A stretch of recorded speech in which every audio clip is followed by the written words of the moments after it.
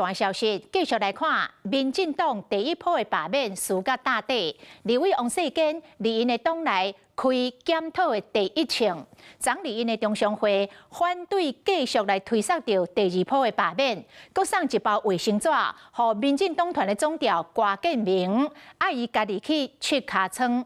结果因党内有几若个立委伫个社群平台骂王世坚，讲若无要服从命令，就走啦。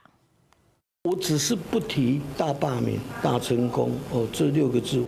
搁做党内乌鸦，民进党立委王世坚针对党主席赖清德继续挺823罢免案，除了伫中常会表示反对，搁炸一包面纸，党团的总调郭建明家己去收买，唔然好青鸟批评党内真侪立委。 嘛，伫社群平台写讲，王世坚若唔服从命令就离开。是伪君子还是真小人？我觉得当卫生纸拿出来的时候，就是一面照妖镜。我在民进党太久了，我想比他们都久，所以我看得比较深。他们还年轻嘛。 民进党花莲县议员张美惠是讲，中常会唔是一言堂，任何声音拢会当表示。这个同时，郭建明又去写文章，决定823大罢免需要大团结才会大成功。当然真简单，也过已经无退路啊。那是他们的看法，我们不能单方面的政治绑架、感情勒索。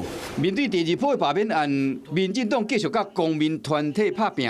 罢团嘛建议民进党直接推派补选的候选人吹罢免票，提出一个补选的人选，然后来做操盘。我觉得这样子反而会把罢免的焦点给模糊掉了。